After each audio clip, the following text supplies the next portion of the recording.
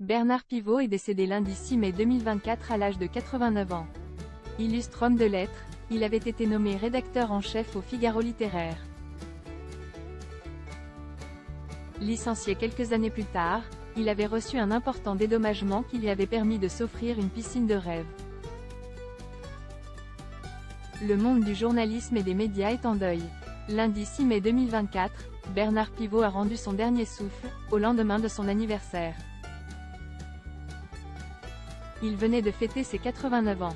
Il y a tout juste un an, lors d'une interview exclusive accordée au Journal du Dimanche, l'écrivain et journaliste avait annoncé son retrait de la vie publique à cause de problèmes de santé.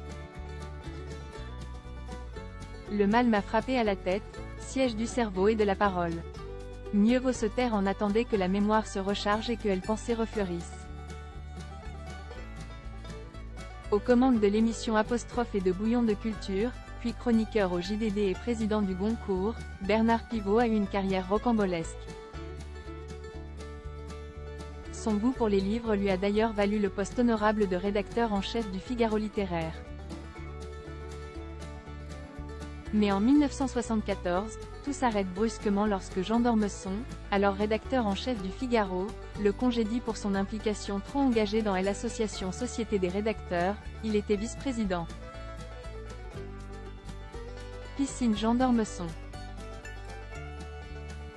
À la fin de cette collaboration, Bernard Pivot est reparti avec un dédommagement financier de la part du Figaro, comme le rappelle le quotidien dans son numéro du 7 mai 2024. Avec cet argent plein les poches, il a fait construire une belle piscine dans sa maison au cœur des vignes du Beaujolais. D'ailleurs, selon nos confrères du Progrès, Bernard Pivot avait joué les cartes de l'humour en écrivant l'origine de cette piscine.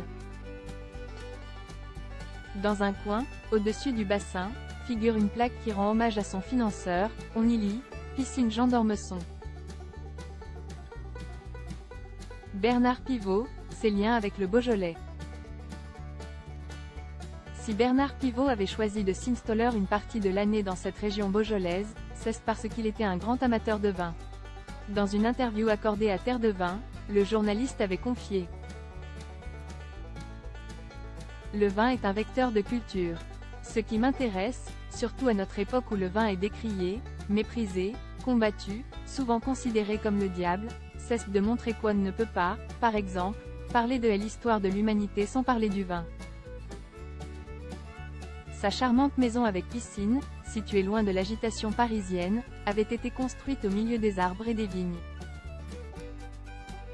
Un endroit calme, paisible et familial, puisque son frère, lui-même vigneron, habitait juste à côté.